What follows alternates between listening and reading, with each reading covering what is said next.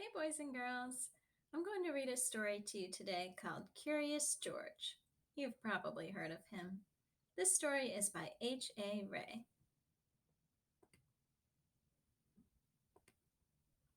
This is George. He lived in Africa. He was a good little monkey and always very curious. One day, George saw a man. He had on a large yellow straw hat. The man saw George too. What a nice little monkey, he thought. I would like to take him home with me. He put his hat on the ground, and of course, George was curious. He came down from the tree to look at the large yellow hat. The cat had been on the man's head. George thought it would be nice to have it on his own head. He picked it up and put it on. The hat covered George's head. He couldn't see. The man picked him up quickly and popped him in a bag. George was caught. The man with the big yellow hat put George in a little boat, and a sailor rowed them both across the water to a big ship. George was sad, but he was still a little curious. On the big ship, things began to happen. The man took off the bag. George sat on a little stool, and the man said, "George, I am going to take you to a big zoo in a big city. You will like it there. Now run along and play, but don't get into trouble." George promised to be good, but it is easy for little monkeys to forget. On the deck, he found some seagulls. He wondered how they could fly. He was very curious. Finally, he had to try. It looked easy, but oh, what happened? First this, and then this. Ugh, right in the water. "Where is George?" The sailors looked and looked, and at last they saw him struggling in the water and almost all tired out. Oh no. "Man overboard!" the sailors cried as they threw him a lifebelt. George caught it and held on. Whew, at last he was safe on board. After that, George was more careful to be a good monkey, until at last the long trip was over. George said goodbye to the kind sailors, and he and the man with the yellow hat walked off the ship, onto the shore, and on into the city to the man's house. After a good meal and a good pipe, George felt very tired. He crawled into bed and fell asleep at once. The next morning, the man telephoned the zoo. George watched him. He was fascinated. Then the man went away. George was curious. He wanted to telephone too. 1, 2, 3, 4, 5, 6, 7. What fun! Ding-a-ling-a-ling! George had telephoned the fire station. The firemen rushed to the telephone. "Hello? Hello?"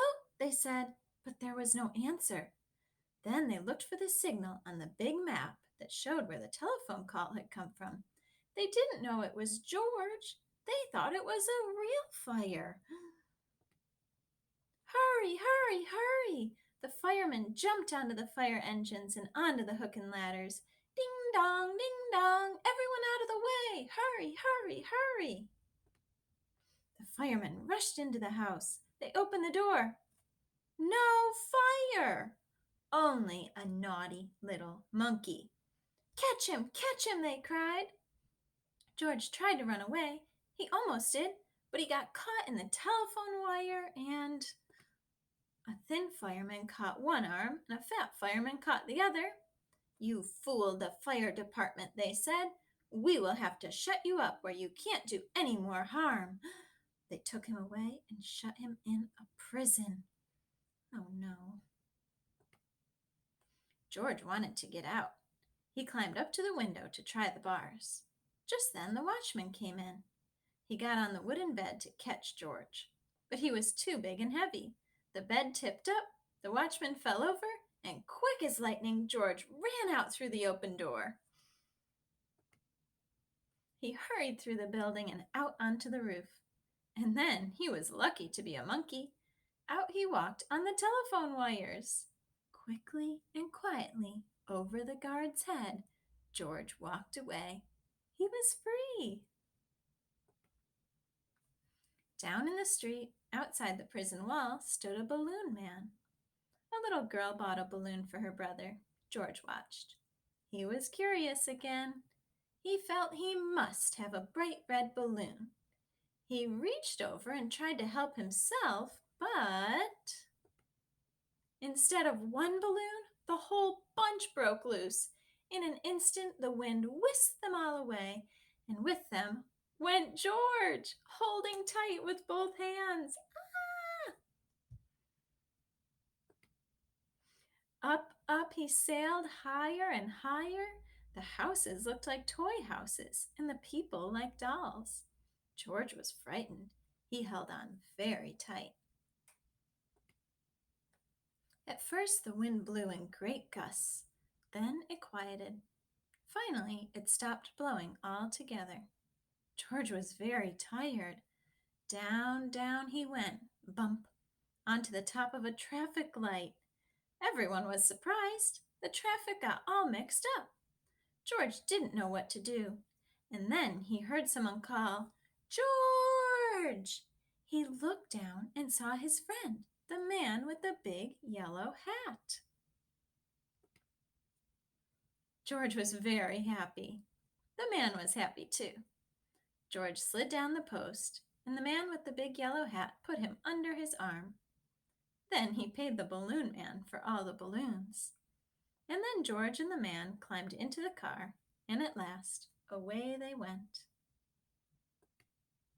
To the zoo! What a nice place for George to live. The end. George sure is a curious little monkey, isn't he? That must be his top character trait. Thanks for listening to the story, boys and girls. Bye.